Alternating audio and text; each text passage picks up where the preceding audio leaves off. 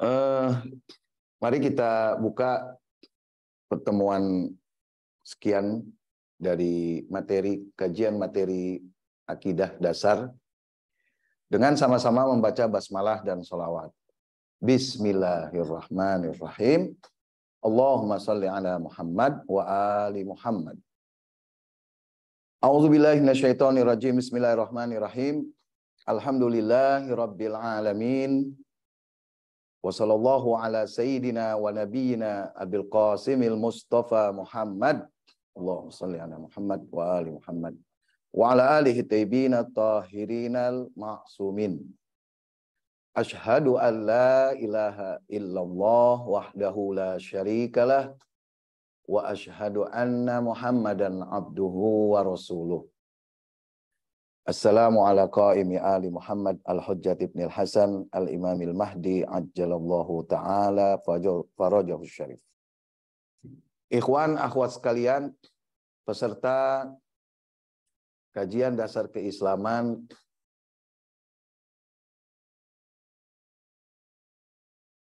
Assalamualaikum warahmatullahi wabarakatuh.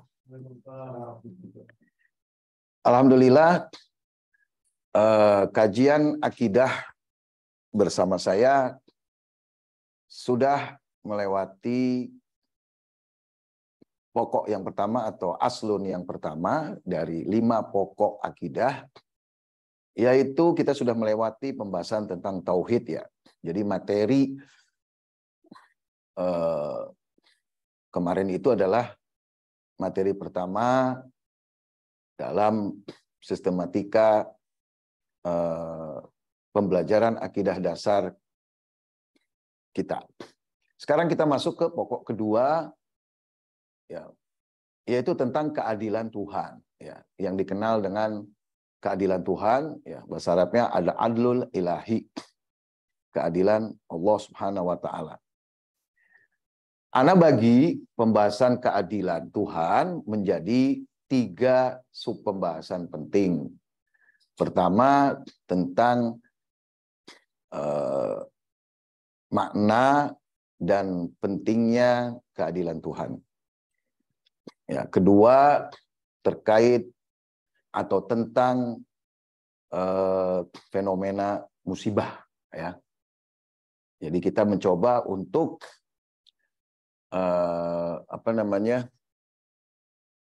mengevaluasi ya, keyakinan kita, pemahaman kita terhadap keadilan Tuhan dalam konteks musibah.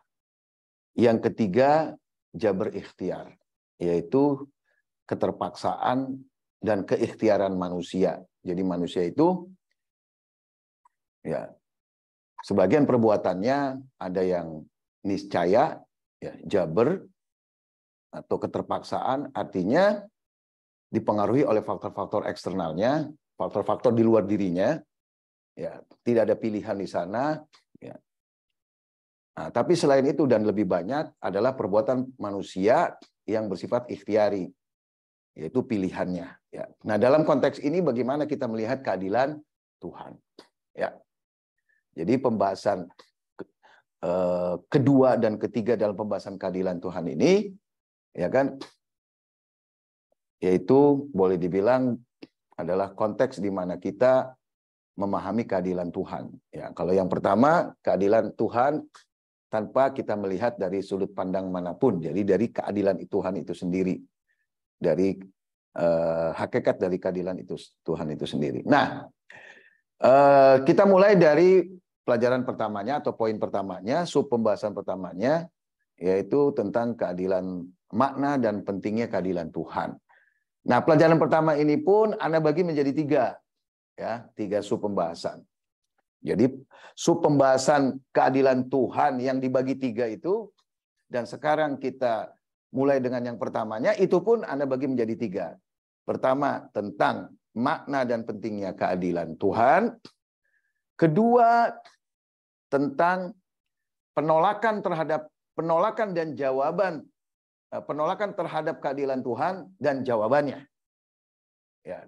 Nah, ketiga, tentang ukuran, ya, memahami baik dan buruk. Ya. Jadi bisa dicatat. Jadi pembahasan pertama tentang keadilan Tuhan, pelajaran besarnya adalah keadilan Tuhan, ya. Nah, di sini ada dibagi 3, ya. 1, 2, 3. Nah, pembahasan pertama, pembahasan keadilan Tuhan, Ana namai keadilan juga. Nah, yang kedua tentang musibah. Ya.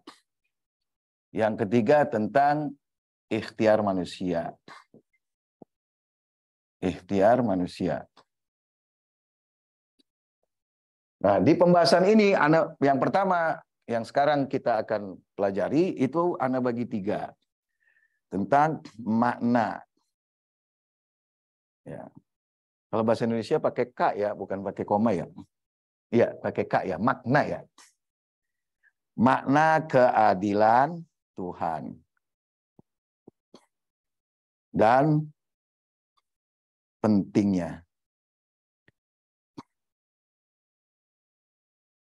Nah, terus kemudian penolakan. Sejelas-jelasnya sebuah keyakinan, pasti ada juga yang menolak. Ya, kayak gitu. Itu kata ahli logika, penolakan dan jawabannya. Singkat aja ya nulisnya ya. Jadi maksudnya udah paham kan, penolakan terhadap realitas keadilan Tuhan. Ya. Terus kemudian tentang ukuran. Ya, jadi akal ketika dia menerima keadilan Tuhan, ukurannya apa? Kan gitu. Ukuran baik dan buruk. Nah, namanya ukuran baik dan buruk. Oke, masuk.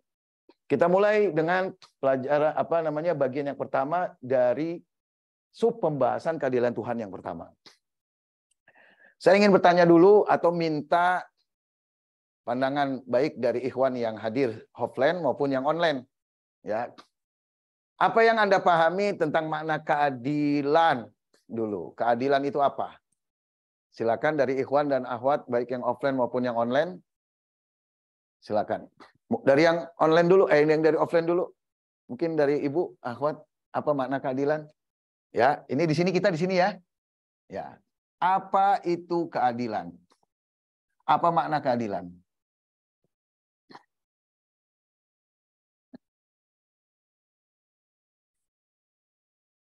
Ayo, Pak Sucipto, silakan. Menetapkan sesuatu pada tempatnya. Ahsan. Yang lain? Apa? Sama profesi. Ibu? Dapatkan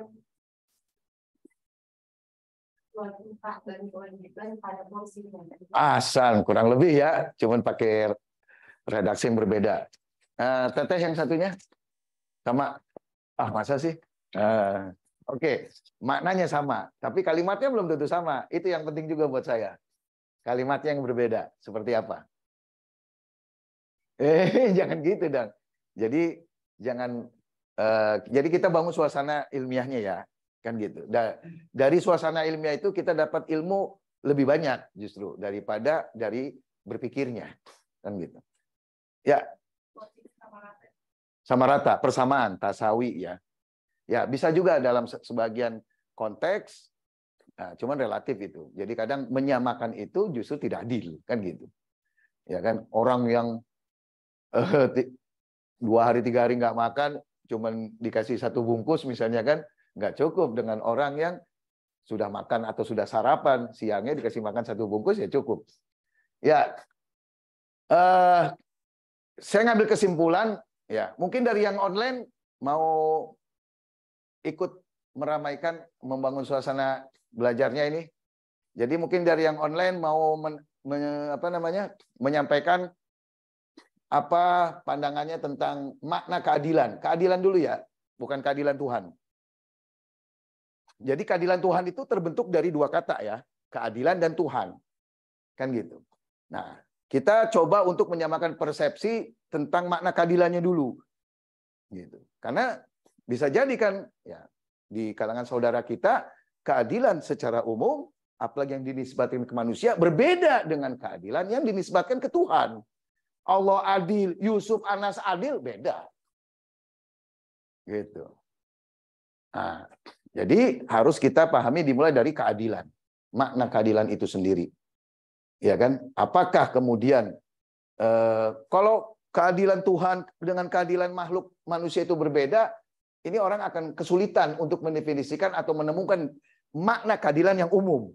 Yang artinya bisa dinisbatkan ke Tuhan, dikaitkan ke Tuhan dengan yang dikaitkan ke manusia sama. Ya kan? Jadi kalau ditanya, makna adil apa? Yang benar nanyanya, saya pernah. Ya kan? Apa pertanyaannya yang benar? Keadilan Tuhan apa? Nah, ibu-ibu Iwan paham ya? Iwan Akhwat ya? Kenapa dia meminta saya untuk merubah pertanyaan dan menyebut pertanyaan saya tentang apa itu keadilan itu keliru? Karena kalau ditanya tentang keadilan, berarti ada makna keadilan yang bisa dinisbatkan ke Allah dan ke manusia sama. Dia nolak. Gitu. Jadi keadilan ketika dinisbatkan kepada Tuhan berbeda dengan keadilan yang dinisbatkan kepada manusia. Gitu. Nah, mungkin masih ada orang-orang tasayyuf yang punya pemahaman seperti itu, kan gitu. Umumnya di kalangan ahli sunnah seperti itu, khususnya di kalangan Wahabinya, kan gitu. Nah, Imam Ali, ya, kita bertabaruk ya dengan Imam Ali. Imam Ali di sini Amirul Mukminin Ali alaihissalam. Ya, aduh, suka begini saya. Lupa.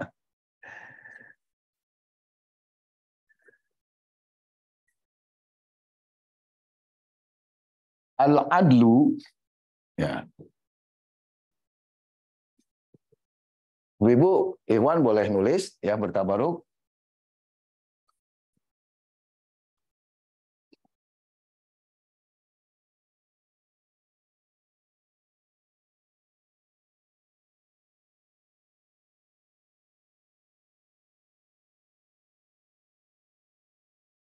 Ya mata plus banget. Adil adalah meletakkan segala sesuatu. Jadi nggak hanya sebagian sesuatu aja, segala sesuatu ya. Fi mawadhiha, di tempat yang semestinya. Ya, walaupun redaksinya berbeda, alhamdulillah ikhwan dan akhwat ya memahami dengan kalimat yang berbeda itu memahami definisi keadilan sama dengan yang dipahami oleh Imam Ali alaihissalam. Walaupun makna keadilan itu kita bisa pahami secara rasional tanpa merujuk kepada teks-teks hadis, ya kan? Tapi ya dalam kehidupan kita perlu kemantapan kan gitu. Dan kadang yakin itu tidak memberikan kemantapan, belum cukup. Nah, ketika kita sudah yakin secara rasional, kita perlu dimantapkan dengan apa? Menyamakannya pandangan kita dengan ya orang-orang yang tentunya lebih alim, lebih dekat kepada Allah, kan gitu, dan seterusnya. Seperti Amirul Mukminin Ali alaihissalam. Ya, sampai di sini mungkin ada pandangan lain dari ikhwan akhwat peserta baik yang offline maupun yang online. Silakan. Ibu. Dari ikhwan. Mana nih suaranya yang online?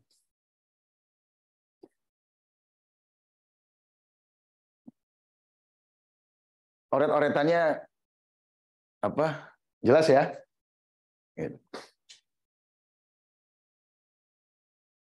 Ya, jangan sampai waktu banyak terbuang. Ada yang bertanya ya dari online, Pak Edi? Ya, merasakan hak yang sesuai dengan porsinya. Ya, kurang lebih sama ya. Ya, ini sangat umum ini, jadi bisa cocok dengan semua jawaban yang diberikan.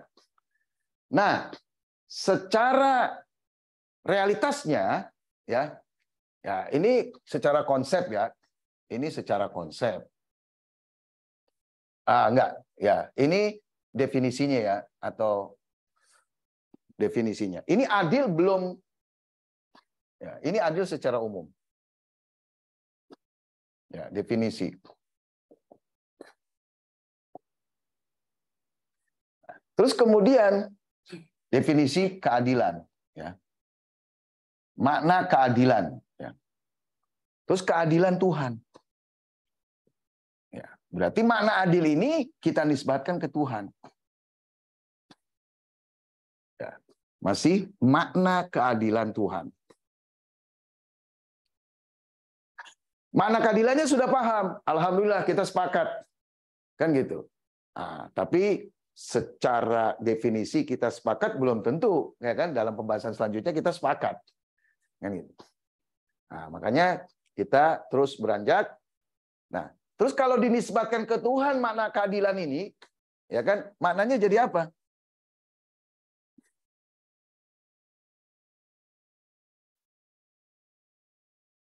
Atau bukan maknanya ya. Ya, bentuknya seperti apa? Ya, atau maknanya kan gitu. Nah, kalau definisi ini kita kaitkan kepada Tuhan, maka ya kan, keadilan Tuhan itu adalah Allah menciptakan segala sesuatu di alam ini, ya, sesuai dengan peruntukannya atau sesuai dengan posisinya. Jadi ada dua ciptaan Tuhan, ya. Jadi keadilan itu sifat dari perbuatan kan gitu. Nah, perbuatan Tuhan kita bisa bagi dua, ya. Objeknya maksudnya. Pak Sucipto, objek perbuatan Tuhan ada dua. Apa? Ya, benda ya atau sesuatu. Nah, biasanya kalau dalam meminjam istilah yang digunakan dalam ilmu usul, ulama usul fikih, ya, sesuatu itu adalah sesuatu fi alami takwin, di alam apa namanya? Di alam ya. Kan kita sebutnya benda ya. Kan gitu. Sesuatu dan hukum. Ya, artinya ketika makna ini kita kaitkan kepada Tuhan, bentuknya seperti apa? Jadi kan itu adil itu sifat perbuatan. Jadi Allah adil itu artinya Allah menciptakan sesuatu pada tempatnya, pada porsinya, sesuai peruntukannya. Kan gitu. Ya. Apa sih? Nah, terus ini perbuatan Allah ini yang terkait dengan sesuatu di alam itu disebut takwin. Apa? Kebaca ya? Takwin. Kalau perbuatan Tuhan membuat hukum disebut tasyri. Nah, ini mah istilah aja ya. Nah, jadi kalau saya kepletot menggunakan istilah ini, ya Iwan dan Ahwat sudah bisa memahami penjelasan saya secara keseluruhan. Jadi kadang Allah berbuat itu namanya takwin, seperti Allah menciptakan matahari, bumi, ya, menciptakan manusia. Nah, kadang perbuatan Allah menetapkan hukum, tasri disebutnya. Hukum ini bukan tasri ya, perbuatan yang menciptakan hukum namanya tasri. Harusnya dibalik ya, takwin dulu ya sama tasri, terus produknya sesuatu dan hukum. Sampai sini ada pertanyaan dari Akhwat, dari Ikhwan, offline, online? Tidak ada, Pak Edi? Suaranya keluar kan ya kalau ada pertanyaan online ya? Nah, ketika, ya ini kita berbicara dalam konteks keadilan Tuhan ya. Nah, bagian dari pembahasan yang pertama, ya kan, keadilan Tuhan, definisi dan pentingnya. Nah, kita di definisinya. Nah, ketika Ana menjelaskan definisinya, yang Ana buat memulainya dengan pertanyaan apa itu keadilan, berarti Ana mulai dari pengertian adil secara umum. Terus kemudian pengertian adil itu dinisbatkan ke Tuhan. Sama menurut ulama kita. Jadi adil itu meletakkan sesuatu pada tempatnya. Jadi perbuatan Tuhan itu selalu proporsional. Sesuatu pada tempatnya. Nah, apakah ketika Tuhan menetapkan sesuatu, menciptakan sesuatu, takwin, atau dalam tasri, menetapkan hukum. Jadi Allah adil dalam takwin, juga sekaligus adil dalam tasri. Nah, kita balik lagi ke sini nih. Apa sih yang dimaksud dengan menempatkan sesuatu pada tempatnya? Mungkin di antara ikhwan dan akhwat, baik yang online maupun offline, ingin menyampaikan penjelasan yang lebih detail, silakan. Menempatkan sesuatu pada tempatnya. Kalau anak-anak muda, saya buat permainan. Coba ya tempatkan sesuatu pada tempatnya. Gitu. Jadi tanpa penjelasan, tapi dengan perbuatan. Ya, silakan.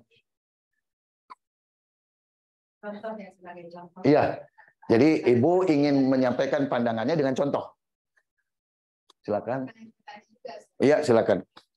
Takin dan tasyuk. Iya. Bagaimana kalau Allah menciptakan,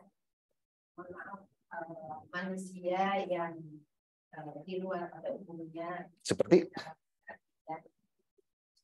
Iya. kemudian cara tasyuknya itu pandangan Islam kayak ini.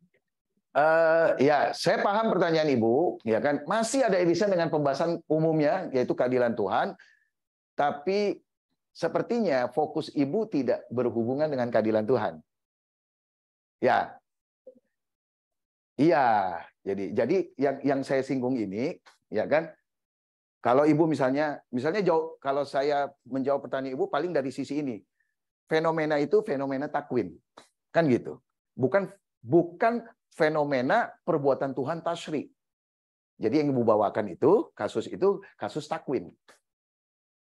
Ya kan? Nah, nanti memang ya kan ada hubungan dengan baik dan buruk kan? Ada hubungan dengan baik dan buruk. Ya, itu nanti hari ini juga insya Allah. Nah, artinya begini, maaf, untuk sementara saya nggak jawab dulu, tetap simpan pertanyaan Ibu, ya kan? Saat kita masuk di sana, Ibu catat, nanti lontarin lagi. Ya, nggak apa-apa. Tunda dulu. Jadi itu pertanyaan di bagian ke sini, Bu. Ya, bagian ini. Ya. Oke, pindah ke yang lain. Mungkin ada pandangan atau pertanyaan yang lain? Silakan. Maaf, Bu ya. Jadi saya pikir, kayaknya di sini. Kan gitu. Ayo dong, buka suasana. Iya, jangan. Adil itu profesional, Ya. menempatkan segala sesuatu pada tempat. Nah, itu maksudnya apa? Ya kan, istilahnya bentuk konkretnya seperti apa sih, kan gitu? Realitasnya seperti apa? Ya, misalkan contoh ada dua ya, berdasarkan sifat sama bentuk. Misalkan contoh, misalnya ada segitiga, terus ada pasangannya ini segitiga akan cocok. Terus ada lingkaran, anak kecil misalnya gitu, dia cocokin lingkaran. Terus ada yang bentuknya kotak gitu. Nah itu berarti fungsi sama ini dia udah match. Terus kalau dalam bentuk sifat, misalkan kita makan, Ya. anak kecil lambungnya. Jangan banyak-banyak contohnya. Dua, maksudnya Ya kan kalau banyak-banyak antum di sini, aneh di sini. Tadi Ustaz enggak, maksudnya dua yang itu apa? Ada cerita lucu, maaf. Iya, yang Ya kan? Jadi ada ustadz nih ngajar, ya kan? Itu pesertanya, kalau ustadz bawa tema, yang taklimnya itu yang bawain ayat. Tugas Anda yang bacain ayat, bukan ente. Anda juga hafal. Kalau ente, ya, Anda paham. Ada lagi nggak bentuk adil yang lain? Dan itu yang menurut Anda yang, ya silakan Pak. Ya Pak, makasih Pak. Ini mungkin pandangan saya Pak, mungkin bisa Ya, diskusikan silakan. juga. Kalau keadilan Tuhan yang menempatkan sesuatu pada tempatnya itu, mungkin yang realita misalnya topi Pak ya. Topi kan di kepala. Kalau kita taruh di kaki mungkin tidak adil. Cuman ada hal-hal yang mungkin ke depan ini kita nggak tahu ini cocoknya ditempatkan di mana. Mungkin hanya Amirul Mukminin yang tahu. Cuman untuk masa sekarang ini kita belum paham nih. Misalnya Pak, ke depan-depan tuh ada permasalahan seperti itu. Mungkin itu Pak bisa jadi bahan diskusi juga kita. Terima kasih. Ahsan, ya kan? Nah, itu sama yang antum contohkan dengan Bapak yang contohkan, ya kan? Kayak gitu. Nanti di sini ketahuan itu belum tentu adil. Contoh yang Bapak jawab itu, yang Bapak buat itu belum tentu adil, Pak. Belum tentu adil. Saya duduk di sini, di kursi, pada tempatnya enggak. Gara-gara duduk tempatnya, Nabi terbunuh, Imam Husain terbunuh. Gara-gara saya duduk di kursi, saya nggak ke Karbala. Wah, udah PW. Imam Husain ke Karbala dikelilingin. musuh. Udah PW, adil nggak? Kalau pengertian adil hanya terkait dengan diri saya, nah, udah kebayang ya? Itu keadilan Tuhan. Keadilan Islam. Nanti di sini banyaknya. Harus paham ukuran baik dan buruk. Kopea taruh di kepala pada tempatnya. Itu kan pengertian umum. Kita sedang menisbatkan kepada Tuhan yang maha mulia. Kasih contoh yang hebat dong. Seperti Al-Quran. Intinya gini. Ya, singkatnya. Adil itu mengajarkan kita tentang sistem ilahi, selesai. Sadar bahwa kita ada di sistem ilahi, berarti ngerti adil. Sudahkah kita bersistem? Masuk ke dalam sistem ilahi itu? Anda yang offline? Ngerasa enggak? Apa taklifnya? Indikator kan itu. Apa resikonya? Capeknya, sedihnya? Kata Imam Ali dan Ahlul Bait yang lain, barang siapa sedih dengan sedihnya kami, senang dengan senangnya kami, maka dia di jannah. Kenapa? Ya, karena dia ada di sistem yang hak, di mana Imam Ali dan Ahlul Bait ada di sana. Itulah jalan yang lurus yang mengantarkan orang ke surga yang sebenarnya. Bukan surga halusinasi. Surga yang sebenarnya adalah surga yang dimasuki oleh Ahlul Bait. Ya Abu Dzar, maukah kamu ke surga bersamaku? Iya itu. Karena surga selain, ada riwayat lagi, seandainya, bukan riwayat, omongan orang apa, wallahu alam ya, kalau Ramadan saya nggak berani menisbatkan ke Aimah. Kalau saya masuk surga, nggak ada Ahlul Bait, saya keluar lagi. Saya cari di mana Ahlul Bait, di surga yang mana. Saya keluar lagi. Walaupun resikonya harus nyemplung ke neraka, nggak apa-apa. Kayak gitu. Itu tipu daya, surganya tipu daya. Betapa banyak orang tidak memilih ke Karbala gara-gara hidupnya senang. Surga di dunia. Gitu. Ya, mendapatkan sesuatu pada tempatnya ketika dikaitkan kepada Tuhan, aduh, itu kayak beban. Walaupun baru cuma pemahaman. Kayak beban berat, sakolen. Sakal itu kan beban berat, 2 beban berat. Itu apa? Itrotullah apa Al-Qur'an. Al-Qur'an itu maksudnya apa? Ajarannya. Dan ini ajaran yang paling pertama dalam Islam. Ini aja udah berat banget. Nah, adil dalam takwin menempatkan sesuatu. Allah selalu berbuat baik takwin maupun tasri, menciptakan sesuatu pada tempatnya. Pada tempatnya maksudnya apa? Mendukung sistem. Gitu. Kalau ada orang duduk, jangan duduk di lantai. Ada orang tawadu itu, kata ulama akhlak, ya. Guru saya juga waktu itu pernah ngomong tawadu. Ya, bukan tawadu orang Sunda ya. Siapa orang Sunda di sini? Orang Sunda itu kebanyakan orang Bandung. Tawadu itu singkatan. Tara mawa duit. Wah, ini anak tawadu, bukan berakhlak. Ya, tawadu itu bukan sediain kursi terus dia duduk di bawah. Ya kan? Tawadu itu duduk di tempatnya. Itulah mana adil. Nah, ketika dia ngomong tambahan itulah, jadi tawadu itu adil. Itu saya nggak cocok. Wis, kalau pengertian menempatkan suatu pada tempatnya itu relatif. Nggak harus adil yang kayak gitu. Bisa kezaliman. Lawannya adil kan zalim. Gitu. Jadi ketika kita bicara adil, sebelumnya kita berbicara Tuhan sebagai yang pencipta sistem.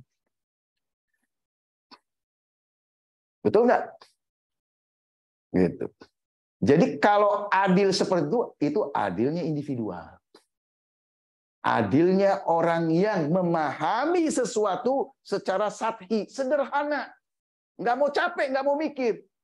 Iwan dan Ahwat ingat cirinya orang Syiah dalam satu riwayat. Dia nerima resiko capek. Nggak apa-apa capek. Dalam apa? Segala hal, termasuk berpikir. Capek kan berpikir. Wah, saya paling ngerasain. Kayak gitu. Udah ngajar di Ikhwan, tiap hari ngajar santri. kalau pengen yang terbaik, selalu mikir dulu, menyederhanakan kalimat, dan pengen nambahin terus, mutolaah, buat tulisan, nggak sembarangan begitu aja. Walaupun saya sudah paham, tapi persiapan kan perlu. Terus aja mikir. Gitu. Pas tambah, saya merasakan bahwa pekerjaan saya itu bermakna, ada riwayat. Oh, ternyata cirinya orang Syiah. Kan gitu. Ciri orang yang ada di samping Ahlul Bait. Di dunia, fil akhirah, ahli sorga. Kan gitu. Kalau dia bisa mempertahankan dirinya bersama Ahlul Bait, maukah Abu Zar kau masuk surga kepadaku? Artinya sampai mati bersamaku, dimanapun aku ada. Gitu. Nah, sekaligus jadilah orang adil. Tempatkan dirimu pada posisi yang Allah tempatkan dirimu di sana. Ketika Allah menciptakan makhluk, terpisah-pisah nggak, Bapak Ibu? Sistem. Itu yang dimaksud dengan keadilan. Tuhan sudah menempatkan sesuatu yang mendukung sistem. Kuping di sini. Kalau kuping ditaruh di sini, yang lainnya bubar. Mata nggak bisa ngelihat. Betul nggak? Gitu. Jadi bukan sekedar kuping adanya di sini. Kalau di sini nggak adil. Terus efeknya mengganggu yang lain nggak dilihat. Itu kan berarti melihat kuping pakai F kupingnya. Hanya sekedar yang disebut dengan sudut pandang yang sempit. Cuma ngeliat kuping tok. Ya. Oke, sampai sini jelas? Ya. Allah, keadilan Tuhan berarti Allah meletakkan sesuatu pada penciptaan alam pada tempatnya, mendukung sistem, dan Allah menciptakan hukum, misalnya hukum sholat bagiannya dibagi berapa? Rukun dan goer rukun. Masing-masing wajib, betul? Wajib takbiratul ihram, wajib ruku. Ya. Itu kewajiban untuk ruku adil nggak? Adil. Kenapa? Karena mendukung kewajiban yang lain sehingga terjadi sholat. Itu namanya adil. Jadi bagaimana kita mengukur, meletakkan sesuatu pada tempatnya?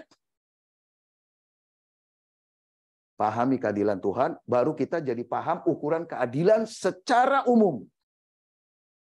Ya, artinya kalau kita pengen adil pun begitu. Ibu-ibu masuk.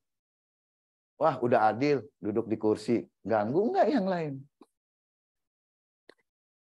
Ganggu nggak yang lain? Ah, saya demennya di depan. Lah. Kenapa? Adil di kursi, di depan. Kan banyak orang yang merasa tua, merasa senior, pengennya di depan. Padahal dia tinggi. Ngalangin orang di belakangnya. Kayak gitu. Nah, kira-kira kalau dia menempatkan dirinya, ya kan, untuk mendukung jalannya gerak sistem ini, ya, kehidupan orang-orang lain juga, kira-kira apa yang dilakukan? Perintah dirinya, ya, sebagai makhluk ikhtiar, tapi sekaligus itu perintah Tuhan. Makanya banyak kalimat dari Ahlul Bait.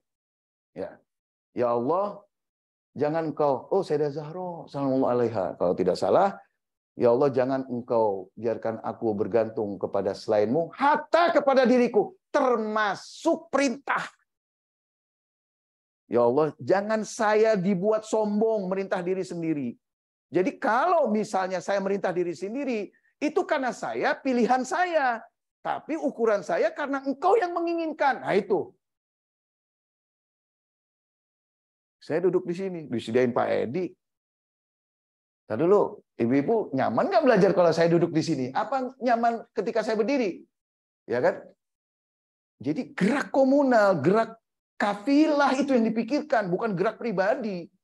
Banyak yang penting mah saya ngajar baik, menyampaikan apa yang saya ketahui dengan jelas, selesai. Mau paham mau enggak terserah.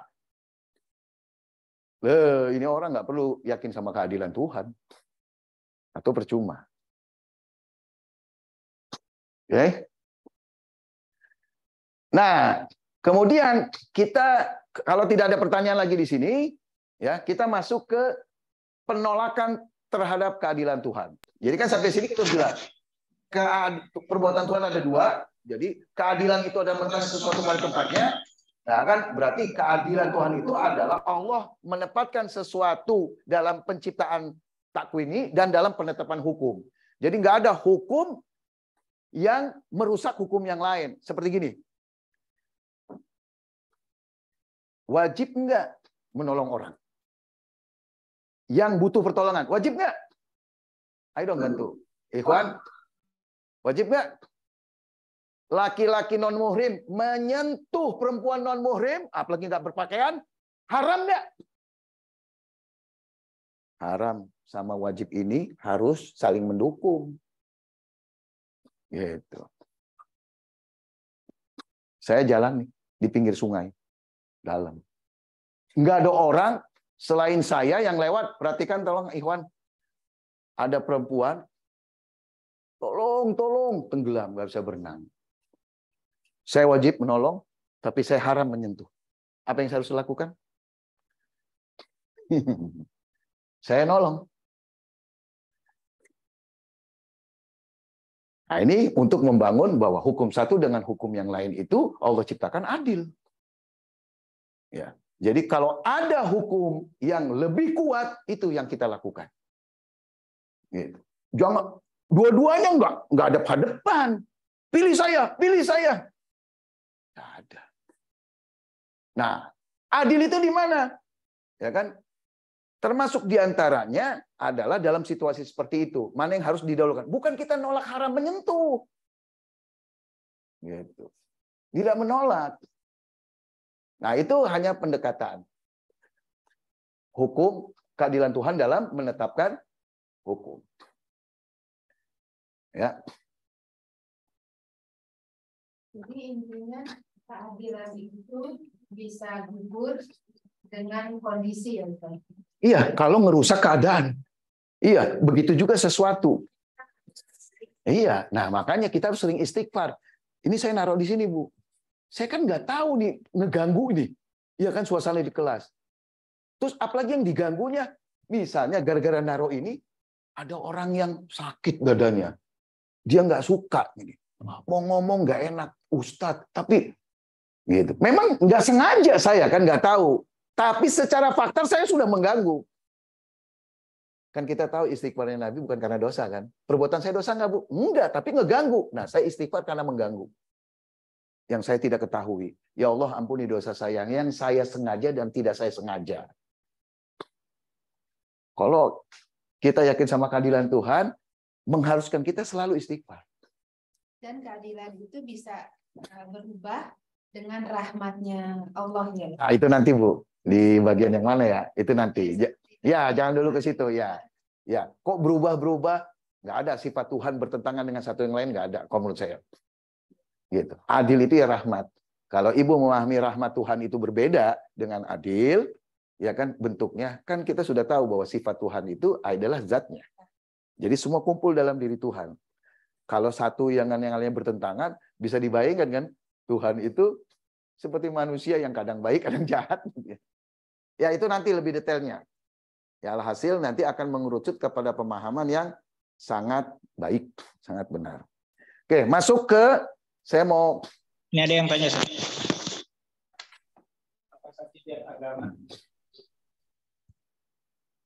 Apakah setiap agama keadilan yang sama ketika dinisbahkan pada Tuhannya masing-masing atau tergantung interpretasi masing-masing dari Ya, baik.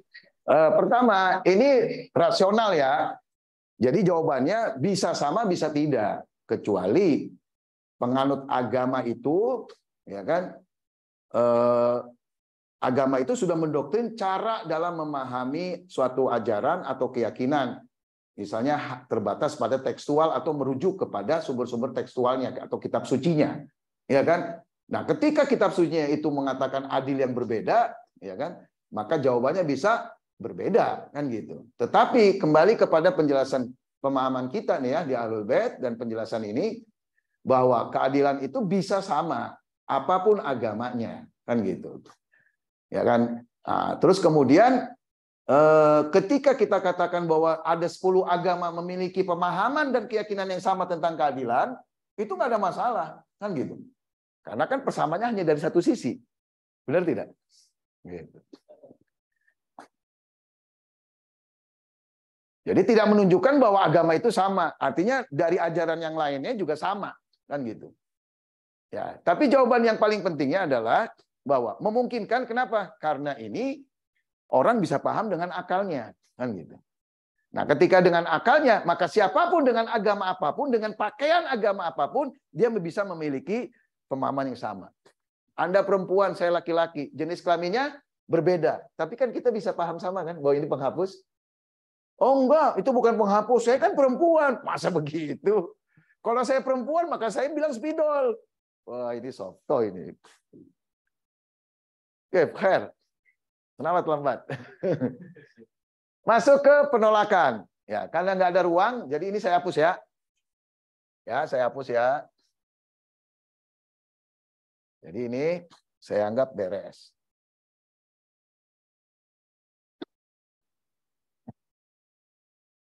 Anda bisa dalemin masalah ini, perluas. Kalau ada pertanyaan apa, bisa didiskusikan, ditanyakan ke saya atau ke ustadz yang lain. Sekarang pembahasan dari materi yang keadilan yang pertama, ya. Penolakan dan jawabannya. Di dalam sistem belajar kita tentang keadilan Tuhan di sini, saya nggak bawakan materi yang terlalu berat, ya kan, karena memang sesuai misinya memberikan pemahaman dasar tentang akidah Islam. Begitu juga nanti Ustadz Marzuki pemahaman dasar tentang fikih Islam, Ustadz Abdul Bek sejarah Islam. Nah, apa lawan keadilan yang selama ini diketahui oleh banyak orang? Adalah kezaliman, ya. Bahasa Indonesianya zalim apa kezaliman sih yang benar? Zalim, ya. Ya, jadi kita ini ya sekarang ya, nah, yang perlu kita tegaskan, bukan kita pahami. Karena yakin Ikhwan dan Akhwat sudah paham. Yang perlu kita ingatkan dalam pembahasan sekarang, yang sudah kita ketahui adalah bahwa lawan keadilan, kezaliman ya, ini ya, kezaliman adalah lawan keadilan. Jadi kalau kita sudah paham keadilan itu adalah menempatkan sesuatu pada tempatnya, maka kezaliman adalah tidak menempatkan sesuatu pada tempatnya. Dengan pengertian keadilan yang tadi ya. Jadi mengganggu gerak sistem. Gitu. Nah, dari sini keadilan itu berarti orang yang sadar tentang bahwa dirinya itu bagian dari yang lain. Dari keseluruhan. Dekat sama Tuhan, semakin nggak ada individu, nggak ada ego. Apa yang saya inginkan, yang diinginkan orang lain. Ya, orang lain tidak tercapai kalau saya tidak mencapainya. Nggak pernah bicara diri sendiri. Saya tidak akan mencapai kalau orang lain tidak mencapainya. Orang terikat. Bagaimana bagian dari motor misalnya? Si roda, wah saya udah sempurna. Padahal bagian-bagian motornya lagi rusak. Lu puas kamu, hei roda sempurna. Ya kan, harusnya kamu puas itu dari sisi fungsi kamu. Menjalankan, membantu gerak yang lain. Kan gitu. Mendukung supaya gerak semuanya berjalan. Dengan kata lain, motornya jalan. Nah, poin selanjutnya, ya. Berarti zalim itu apa? Zalim bukan sekedar ini ada kursi, saya duduk di bawah, gaya si tukul. Ya kan, pernah dengar nggak? Pernah lihat kan? Benerin kursi, kirain duduk di sini, malah duduk di bawah. Ya kan gitu. Nah, yang tadi dicontohkan kan begitu. Iya kan? Kebanyakan orang begitu. Coba contohin Adil. Saya duduk di kursi, Ustaz. Pakai kerudung di kepala, bukan di dengkul. Hatta di kepala. Kalau bunuh Nabi, ada orang, laki-laki, ya kan, dia nyaruh perempuan. Set! Intelnya Yazid ngelihat. Oh, itu intelnya. Orangnya Yazid. Kenapa? Itu isyarat bahwa Muslimin akil sudah datang. Perempuan ya, bukan laki-laki. Dia ngerapin kerudung. Set. Ya. Nggak pakai ngomong. Pakai kerudung pada tempatnya nggak? Dia nggak pakai didengkul. Dia nggak pakai jadiin baju. Nah, gitu. Kita sholat nggak? Awal waktu di waktu afdol? Iya. Betapa banyak sholat kita yang di waktu afdol itu justru menjauhkan kita dari Tuhan. Kenapa? Sholat kita yang kita anggap Masya Allah itu ternyata memperlambat zuhurnya Imam Zaman. Jadi kenapa Imam Ali, Rasulullah Shallallahu Alaihi Wasallam nuntutlah ilmu sampai mati. Bukan sekedar ngumpulin informasi dan data. Bangun kesadaran, semakin kuatkan basiroh. Kesadaran itu. Panjangkan pandangan. Ilmu untuk itu. Kalau cuma data, terus akhirnya bentuknya ditulis misalnya. Ditulis di kepala berjilid-jilid. Kata Allah apa? Kal himar. Yahmilna asfaro. Seperti keledai yang membawa kitab. Yang membawa kitab itu Allah sebut apa? Keledai.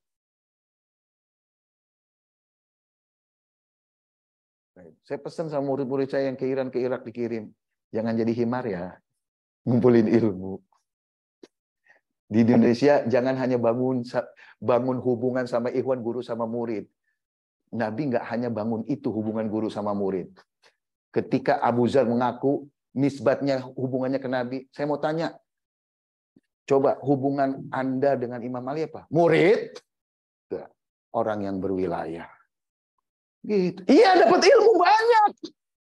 Guru dia. Tapi kita katakan apa? Dengan puas dan ridho. Saya adalah orang yang berwilayah kepadanya. Nabi nggak bilang, saya guru. Ana waliyukum. Kayak gitu. Tapi hari ini banyak orang yang puas. Bangkit. Ustadz, Ustadz. Saya minggu depan jangan manggil Ustadz ya, ibu-ibu ya. Ya, manggil wali. Enggak gitu juga kali. Bukan sebutan ini. Kedudukan makom. Kalau sebutan nggak ada masalah. Ya. Terus, oke, sudah tahu ya zalim ya. Nah, lawan dari keadilan. Kenapa orang zalim? Kenapa orang zalim melakukan kezaliman?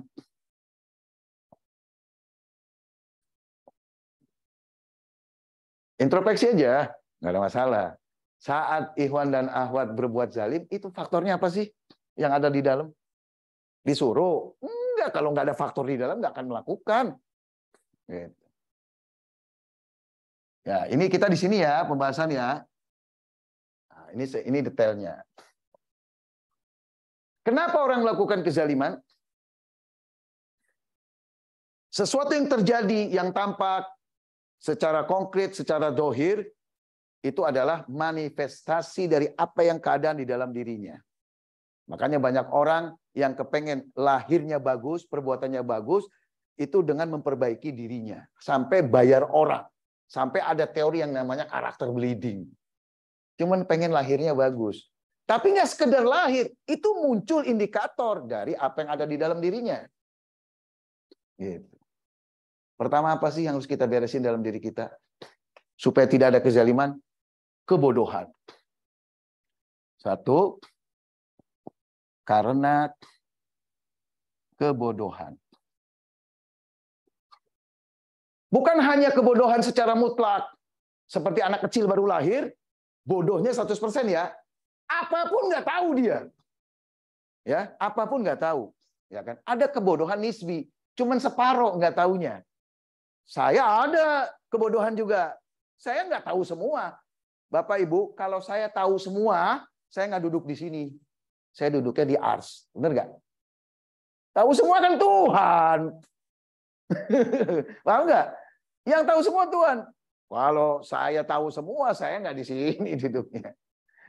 Dalam sebuah hadis dikatakan, kamu tahu nggak? Ya saya tahu, yang enggak. Loh, kamu masih ada ketidaktahuan. Iya, kalau saya tahu semua, saya nggak di sini mimbarnya. Mimbar saya di ars. Dan kamu nggak akan bisa belajar lagi sama saya. kebodohan. Ya, kebodohan yang mana? Kebodohan yang mutlak, tidak tahu semua.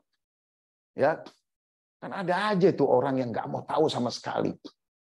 Atau kebodohan nisbi, walhasil kebodohan. Tapi ingat, ya, yang dimaksud bukan kebodohan. Jadi kebodohan yang menjadi sumber kezaliman. Yang menjadi kebodohan apa? Ayo dong bantu. Sumber kezaliman. Yang ikut Imam Hussein, dia sudah berbuat adil nggak di Karbala sampai dia syahid? Adil, sudah berbuat adil. Memang mereka tahu semua? Enggak. Masih ada kebodohan. Kenapa dia nggak zalim? Padahal bodoh. Karena dia nggak punya kebodohan yang menimbulkan kezaliman. Jadi kalau minta ilmu untuk menghindari kebodohan yang nanti ada ilmu yang menyebabkan kezaliman.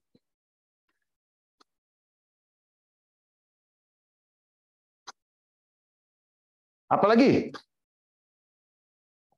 Ya, bukan semua kebodohan ya. Kebodohan yang kaitannya atau sebagai sebab ke. Jadi hati-hatinya usahakan terus nambah ilmu karena takut kebodohan yang ada itu menimbulkan kezaliman, mendorong kita atau menyebabkan kita berbuat kezaliman. Ya, jelas ya? Gitu. Makanya selama bodoh hati-hati kan gitu. Minta dibimbing sama Allah. Nah, kedua, karena apa? Nggak punya apa-apa, miskin. Ya, kurang. Ketiga apa? Karena lemah.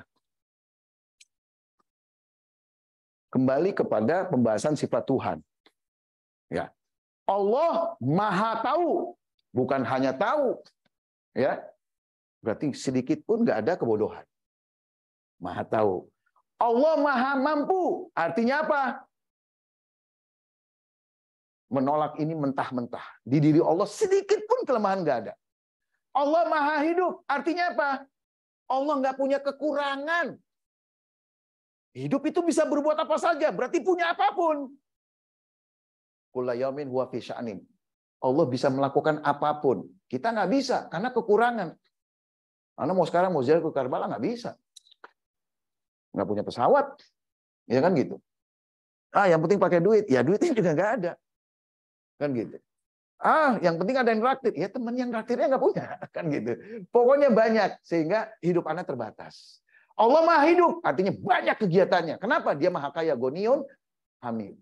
Jadi satu pun secara kuantitas dan kualitas tidak punya faktor kezaliman di dalam dirinya.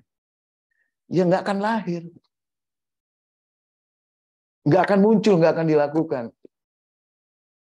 Itu rasionalitasnya. Jadi kalau kita nggak demikian, harus hati-hati. Dan hati-hatinya gimana? Nempel terus ke Tuhan. Gitu. Ya Allah, jadikan aku perbuatanmu. Sadari kalau kita perbuatan. Jadi apa yang kita lakukan itu adalah perbuatan Tuhan yang adil. Jadi bukan karena kita mampu berbuat adil. Ya mampu, tapi kan nggak sempurna. Nggak semuanya kita adil. Tapi kita bisa adil karena jadi perbuatan Tuhan. Alias dengan taat mutlak kepada Allah Subhanahu wa Ta'ala. Jadi Allah tidak hanya berbuat zalim, bahkan Dia Maha adil karena Dia Maha tahu, ya kan? Maha kuasa, Maha kuat dan Maha hidup. Ya, kan ada pembahasan kemarin sifat dzati ya. Sifat dzati ada berapa? Ada 3. Ilmu, qudra, kemampuan dan hayat. Artinya di diri Tuhan itu ada 3 sifat itu. Dan secara kualitas paling sempurna.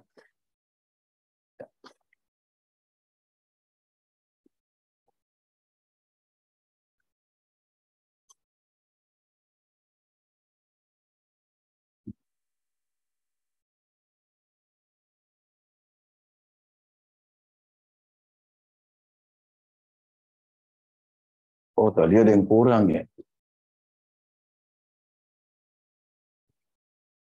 Ini tuh pembahasannya masih bagian dari sini. Oke, ini Anda hapus ya. Oke, sampai sekarang ada pertanyaan? Ini ada pertanyaan dari Syarifah Mirdawati. Misalnya dalam pilpres saya bingung memilih calon yang adil. Itu Ya, kalau bagaimana, Ustaz? udah pertanyaannya hal-hal yang harus dilakukan, hal-hal yang real, ya saya nggak bisa ada jawaban. Cuman secara umum jawabannya, taat sama Allah. Gitu. Terus tanya sama ahlinya, gimana saya taat dalam masalah ini? Gitu. Makanya harus punya pembimbing rohani. Harus punya mursyid bahasa ininya. Kan gitu. Nah, karena dengan hanya itu artinya kita ihtiyat hidup kita. Nggak semaunya ihtiyat. Saya aja punya pembimbing, ustadz juga. Bingung saya ke dia. Habis nanya ke dia, sam'an wa ta'atan, saya telan. Orang saya nggak tahu. Hujah saya nanti di akhirat. Gitu. Kenapa kamu melakukan ini? Ya saya nggak tahu. Dan saya bersandar sama si fulan, itu sudah sesuai dengan hukum kamu, saya bersandar kepada dia. Sebagaimana kita bersandar kepada. Nah, kalau yang orang tua, jadikan diri kita sandaran anak-anak. Karena mungkin dia sulit nemuin pembimbing di luar. Saya selalu bilang, cukup bapak. Kayak gitu. Kalau dia nanya sama orang lain, ayo siapa yang hebat, bapak apa sama dia? Apa jawaban dia? Ada gituin. Wah, ada evaluasi. Kayak gitu. Supaya dia berpikir. Dan itu juga kan mengevaluasi sejauh mana dia nyaman sama kita. Kayak gitu. Nah, itu kan adil. Saya nggak mikirin hidup sendiri kan. Gitu. Saya naik bis ke Bandung, Prima Jasa. Kan ada ruang rokok. Iya kan? Itu anak selalu minta izin. Nggak apa-apa saya ngerokok sini. Iya Pak, ini ruang rokok. Kayak gitu.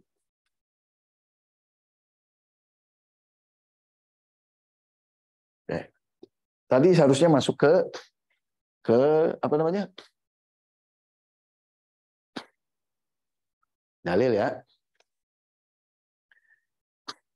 Ada pertanyaan lagi mungkin dari yang offline atau yang ikhwan? Ada lagi satu, Ustaz. Ya. Jadi lawan dari keadilan itu kezaliman ya, Ustaz? Iya. Ya. Oh ya. Lawan dari keadilan itu kezaliman. Kalau menurut ahli logika, adil sama zalim itu nisbahnya, relasinya kontradiksi. Jadi nggak ada yang ketiga. Kalau dua sesuatu itu kontradiksi, berarti hanya dua ini aja yang bertentangan. Jadi A kontradiksi dengan B. A nggak punya teman, B nggak punya teman. Atau ada orang ketiga yang lawannya A selain B, C. Berarti A sama B nggak kontradiksi karena punya lawan dua. Itu kontradiksi. Apapun, misalnya apa? Hitam sama putih bukan kontradiksi. Bertentangan tapi nggak kontradiksi. Karena hitam bisa bertentangan dengan merah. Coba coret warna hitam, merah juga nggak bisa di situ. Bukan hanya putih. Ya kan? Nah, kalau kalimat makna yang ada di kepala kita itu harus ada kata tidaknya. Wujud tidak wujud. Rumah bukan rumah. Itu pasti kontradiksi itu. Jangan rumah dengan ember bertentangan. Rumah bukan ember, ember bukan rumah. Tapi tidak kontradiksi. Itu pengertian kontradiksi. Jadi lawannya cuma satu. Lawannya itu yang menolak dia. Negasi disebutnya. Nakid bahasa Arabnya, ya kan? Gitu. B kontradiksi dengan A, dia nolak A. Begitu juga wujud ketiadaan. Ya kan? Adil, zalim, kontradiksi. Zalim itu tidak adil artinya. Ada kata-kata tidaknya, cuman dalam bahasa Indonesia ada kalimat khusus. Kalau nggak ada di sebagian mungkin bangsa tidak ada kata khusus, ya udah terpaksa cuma ditambahin kata tidak. Jelas ya? Nah, karena kontradiksi maka tidak ada lawan yang lain selain satu itu.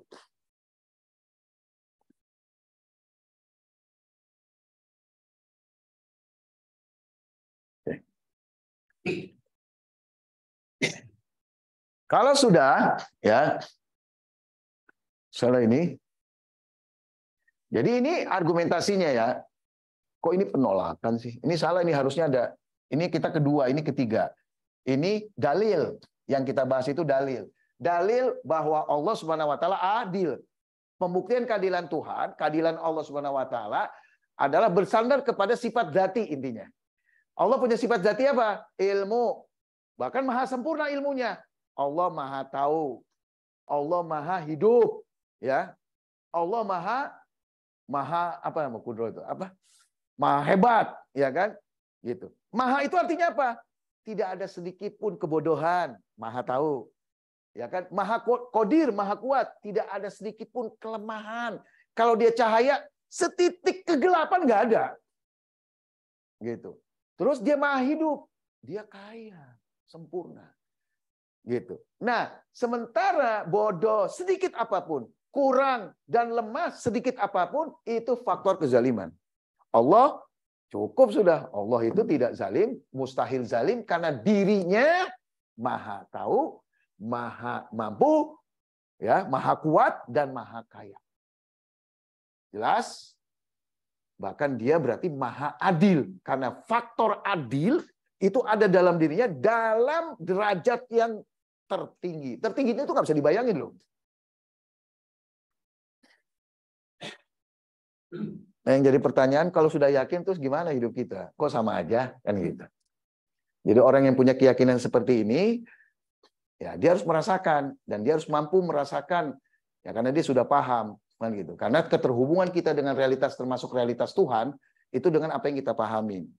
Jadi rugi kalau kita tidak merasakan Tuhan, kita tidak terhubung dengan realitas Tuhan. Indikator dari keterhubungan dengan realitas pasti ada reaksi, benar nggak?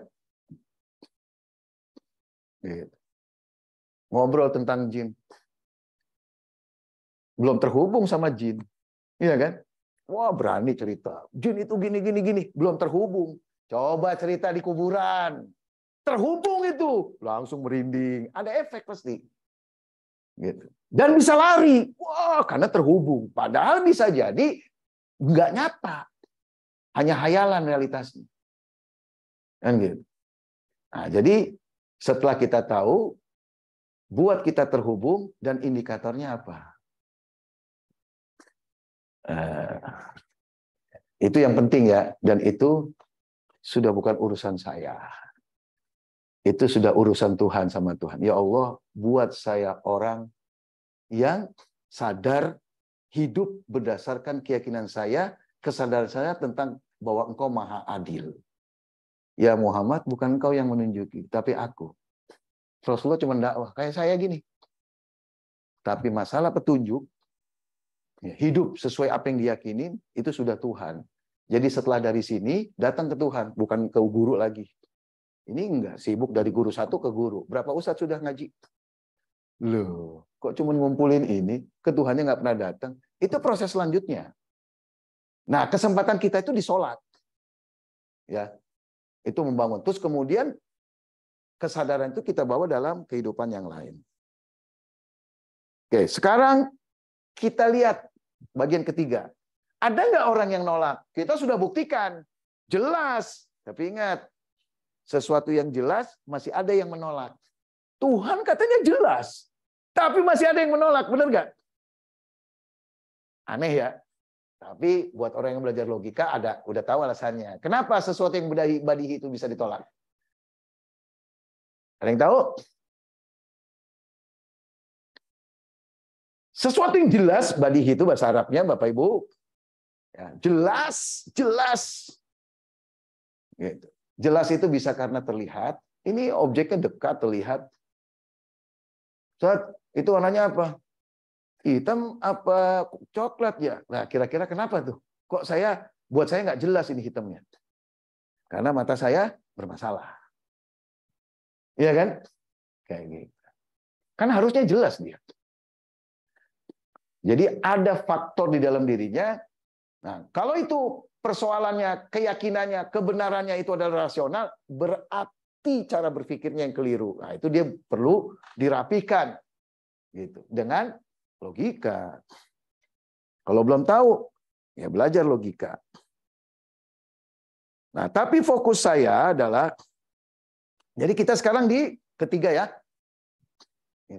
Ini ketiga, penolakan dan jawabannya. Kenapa orang itu menolak keadilan Tuhan?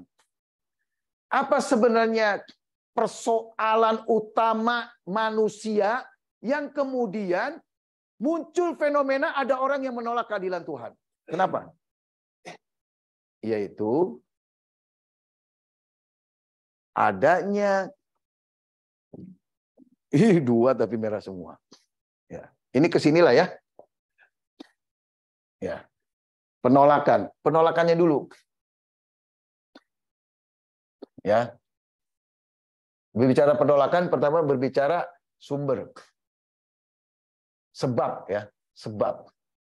Kira-kira apa sebab orang menolak Allah itu adil? Adil dengan pengertian tadi. Jadi kaitkan, setiap pembahasan kaitkan.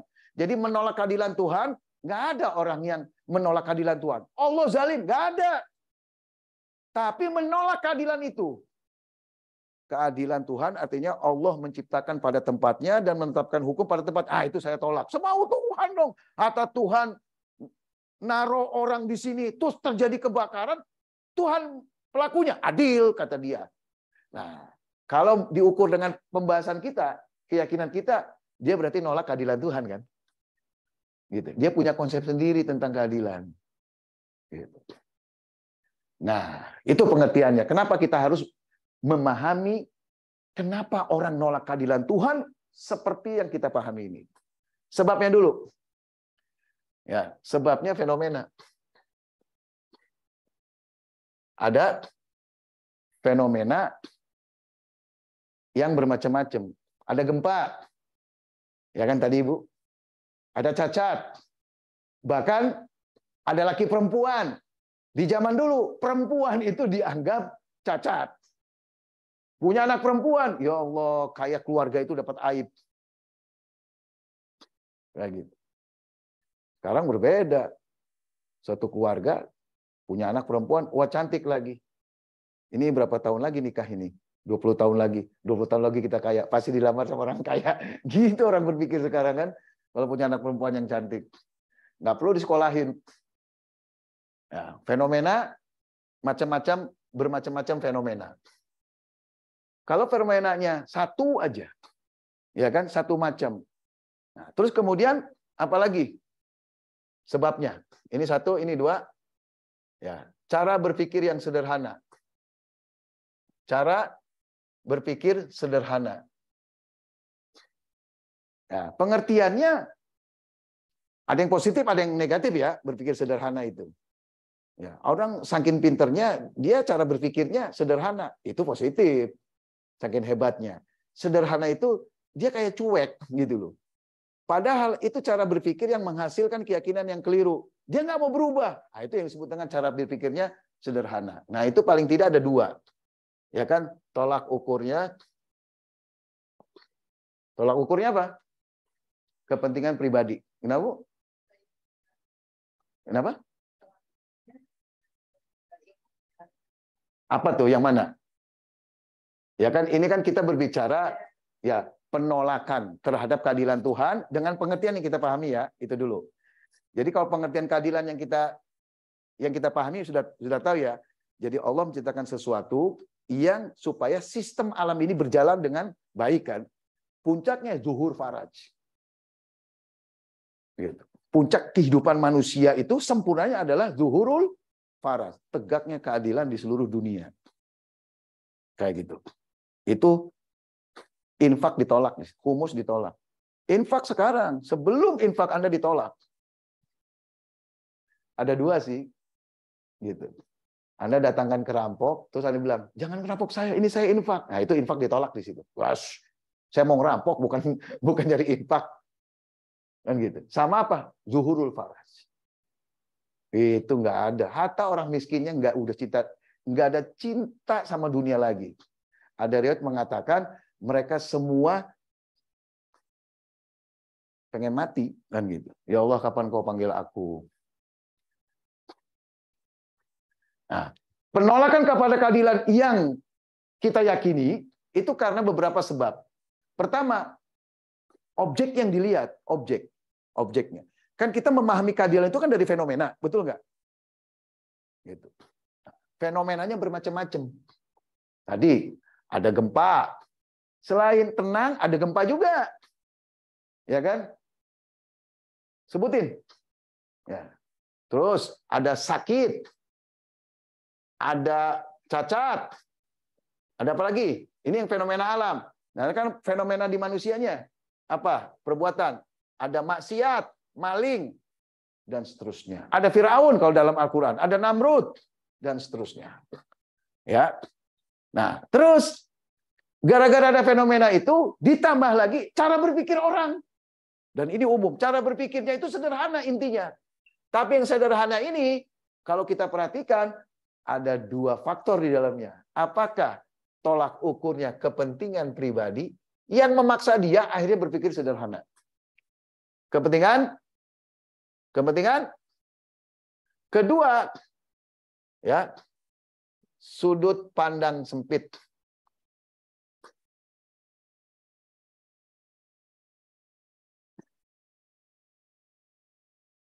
Enggak ada medianya sih. Ini lihat ke atas nih, yang putih ini. Saya kasih titik. Ada apa di situ?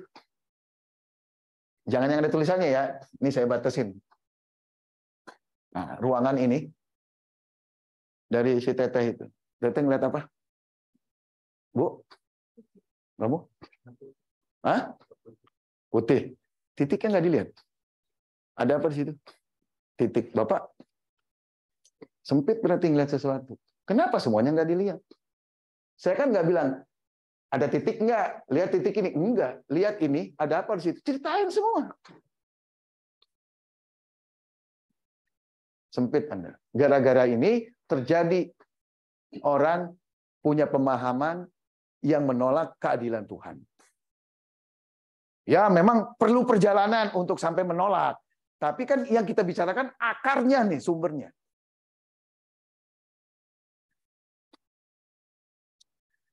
Nah, ulama menyebutnya memandang sesuatu secara mandiri.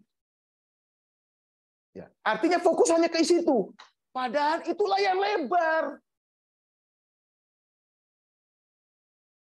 Dari sekian sesuatu di sini, saya ngelihat di situ. Akhirnya saya bilang, itu buruk. Buruk terjadi karena kebodohan, karena kezaliman. Berarti Tuhan zalim, karena melakukan itu kan ciptaan Tuhan. Tapi kalau saya lihat semuanya, walaupun mungkin itu saya nggak enak melihatnya, saya kesel, saya benci, tapi saya nggak bilang itu buruk. Karena saya tidak bilang itu buruk, maka saya tidak bilang bahwa yang melakukan itu zalim. Enggak. Itu walaupun saya nggak enak, itu tapi mendukung keindahan yang ada di sini. Tahu minyak wangi? Saya tukang parfum, parfumer. Saya training. Iya. Parfum saya itu walaupun refill, tahu di parfum itu ada bau bibit yang baunya tai. Ya. Bau tai kalau dipisah muntah. Kok bisa jadi wangi enak? Saya tanya, lihat wangi secara keseluruhan. Iya kan? Baik nggak ada yang bau itu? Si bau itu baik nggak? Atau buruk? Baik kan? Karena berarti Bapak Ibu tidak menggunakan, ngelihat itu tidak menggunakan sudut pandang yang sempit. Hanya fokus kepada itu. Yang disebut dengan lihat istiqlali. Jangan melihat sesuatu bagian dari yang lain dengan cara dia aja yang dilihat. Bahasa Arabnya lihat istiqlali. Ya, independen. Ya, hanya fokus ke situlah gitu. Iya, ini orang banyak, dia begini ini terkait dengan yang lain. Anda ngeliatin dia aja. Ya kan, Anda nggak suka. Tapi kalau Anda melihat keseluruhan, wih, dia terkait dengan imam zaman. Anda nggak bisa nggak suka dia. Anda nggak bisa nyebut dia buruk.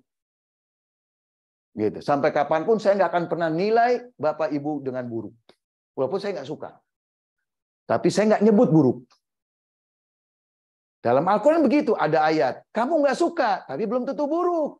Itu pandangan mukmin. Gitu. Asal kita tidak ada cara berpikir sederhana. Apakah? Karena kepentingan pribadi. Saya punya kepentingan pribadi. Objeknya nggak ada masalah, nggak buruk.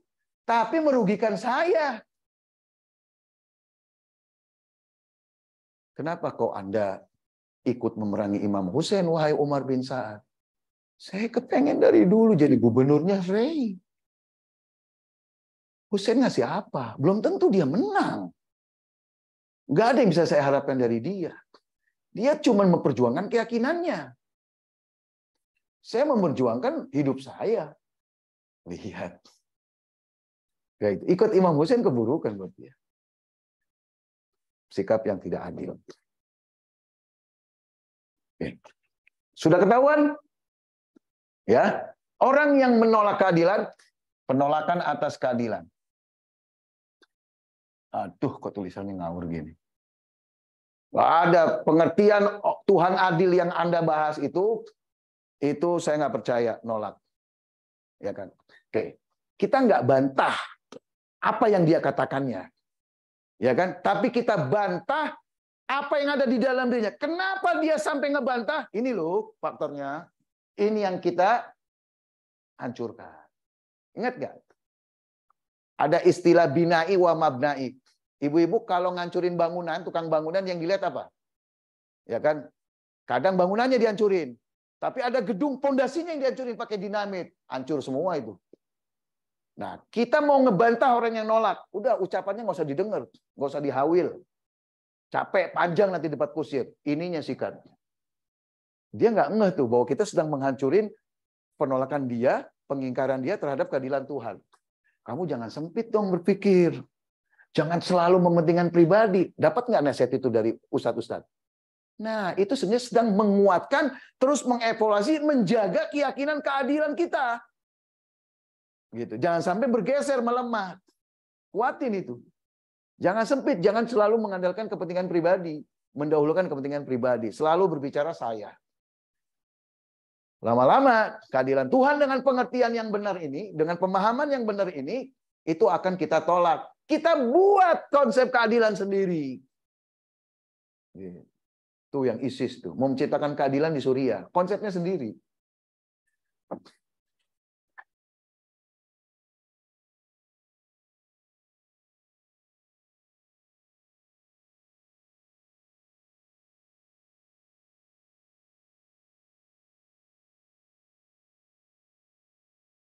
Ya, sederhananya gitu, ibu-ibu bisa kembangkan ini, Bapak dan Ibu, ikhwan dan akhwat, di beberapa buku terjemahan akidah ya tentang keadilan Tuhan.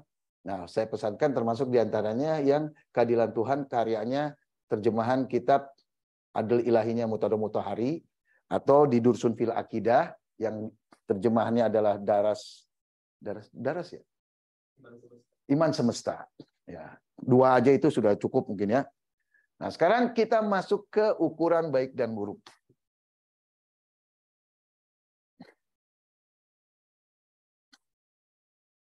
Bagian terakhir. Ya Allah, 2 menit lagi.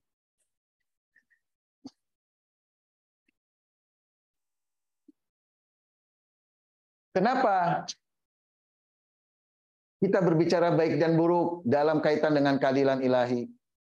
Karena buruk itu, ya, lawan kebaikan, itu kalau kita yakini terjadi, ya, maka sulit kita ya untuk menerima keadilan.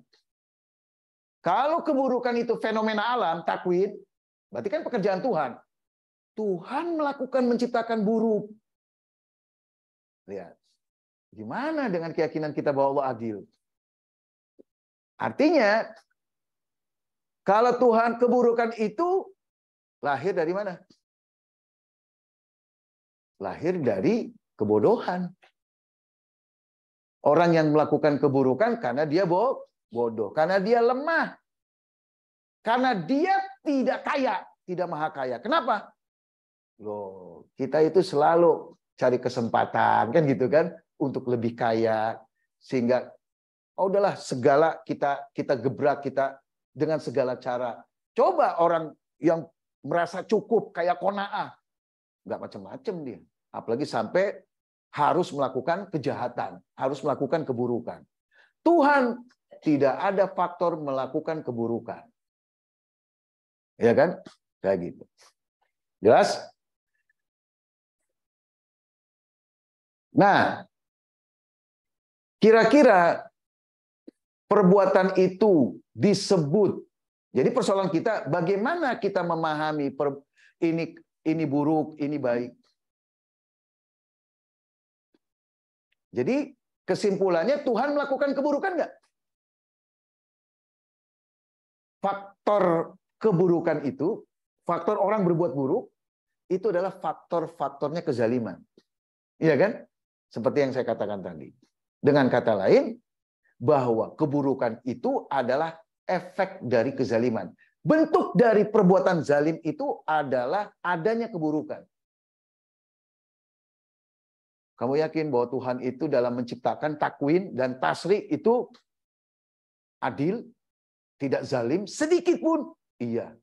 Kenapa dalam takwin Tuhan itu kok ada Fir'aun, ada gempa, ada kematian, ada COVID. Dalam penentuan hukumnya, ya Allah.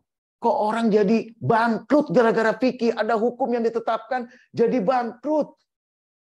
Ikhwan di Bandung keluar dari bank kerjaan. Karena kata ustadznya, haram makan gajinya. Gitu. Ikhwan maksudnya bukan akhwat, bukan tasayuf. Gitu. Ya, ibu-ibu ya, ikhwan itu laki-laki maksudnya, bukan syiah aja. Selesai. Jadi ada fenomena dirasakan hukum itu buruk. Nah, orang Sunni, anak aneh nih di Syiah, kok ada hukum haram motong jenggot, lele lah haram. Idi, itu kan nyempit. Itu kan konsumsi orang Indonesia paling banyak, yang paling enak dan murah. Yang dia halalin sama Syiah yang mahal-mahal.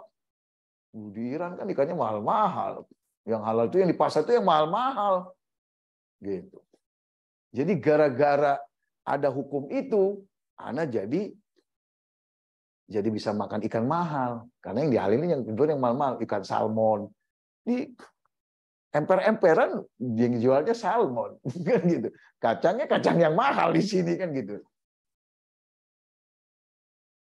Nah, jadi karena keburukan ada pada fenomena takwin dan tasri, ya kan, gitu. Maka terjadi penolakan. Makanya di sini kita sempurnakan untuk menjawabnya. Apa sih ukuran apa baik dan buruk? Kan gitu. Ukuran baik dan buruk itu adalah di sini aja ya.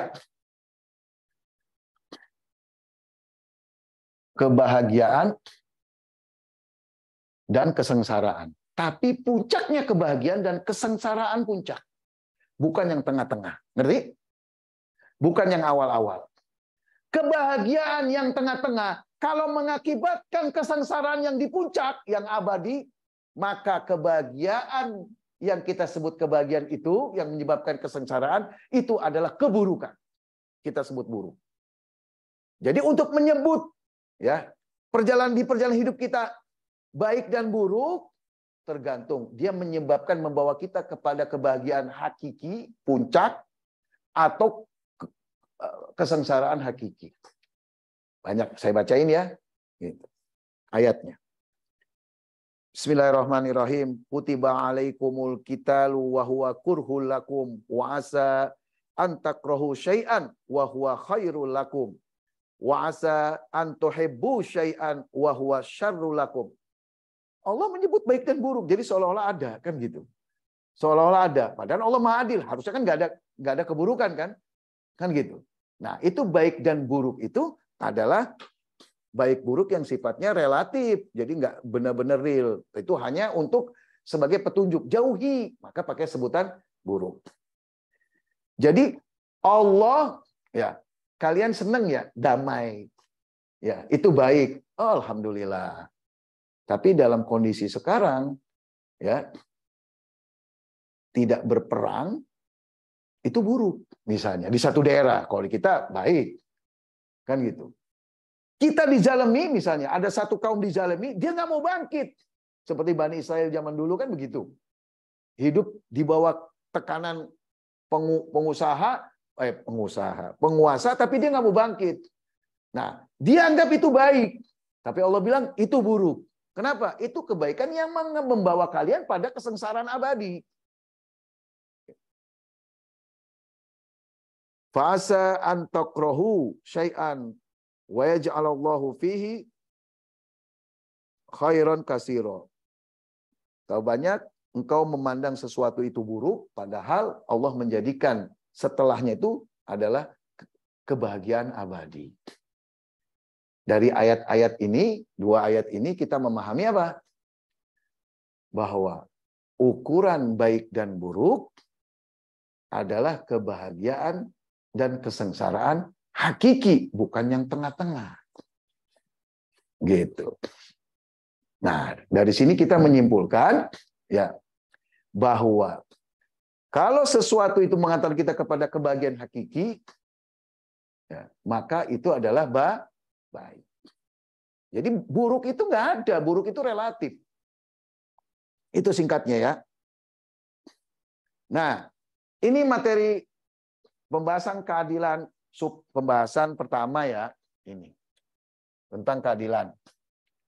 Nah, nanti terkait dengan keadilan Tuhan, kita bahas kalau bisa minggu depan tuh langsung ya, karena ini pembahasannya pendek, langsung sub pembahasan kedua dan ketiga. Jadi tolong kalau ingin lebih mantap pengetahuan dasarnya tentang keadilan Tuhan, jadi minggu depan hadir lagi tapi tepat waktu. Ya, silakan kalau ada yang mau pertanyaan. Nah, sebelum kita tutup,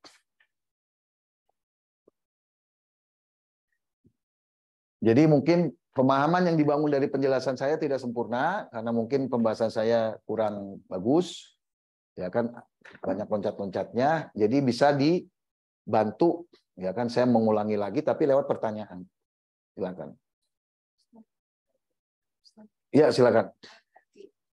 Kan enggak, jadi intinya keburukan itu tidak ada. Keburukan itu lahir karena Menyebabkan tidak sampainya kepada kebahagiaan hakiki.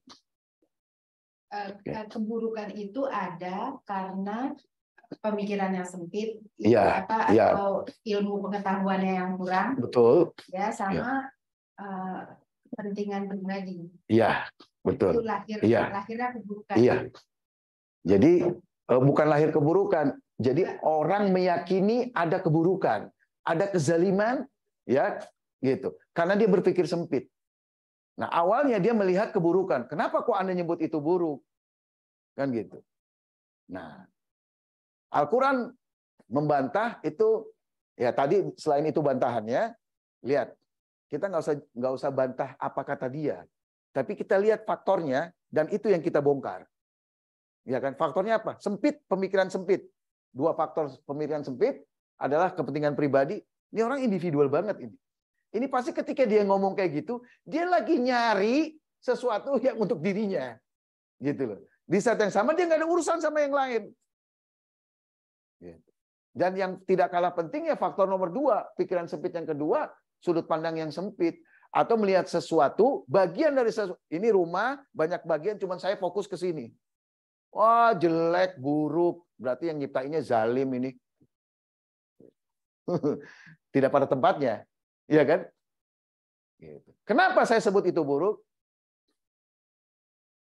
Dan keburukan itu terjadi karena perbuatan zalim. Betul? Karena saya cuma fokus ke sini. Padahal, ya, kalau saya melihat ini secara umum, loh, ini indah karena bentuk pintunya kayak gini yang saya sebut buruk. Berarti apa? Kalau secara keseluruhan, baik atau buruk dia? Baik, pasti saya berubah dong.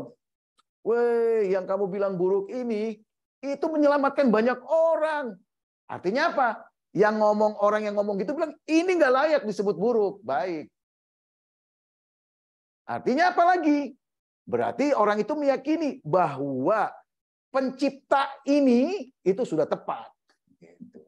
Memposisikan dia sudah tepat. Karena punya kontribusi yang luar biasa ke orang banyak. Gitu. Jadi ingat, kalau kembali dari awal, menempatkan suatu tempatnya bukan hanya kita duduk di kursi, naruh kerudung di kepala, topi di kepala, cincin di jari. Tapi apa? Ya, kita lakukan membuat orang-orang yadkhuluna fi dinillahi afwaja. Semua orang masuk agama Tuhan berbondong-bondong. Dengan kata lain, posisi kita tempatkan di antara orang-orang yang memperjuangkan faraj. Ya, terima kasih atas perhatiannya. Ya, mudah-mudahan pelajaran hari ini memberikan tambahan ilmu dan kesadaran. Wabillahi taufiq wal hidayah. Wassalamualaikum warahmatullahi wabarakatuh.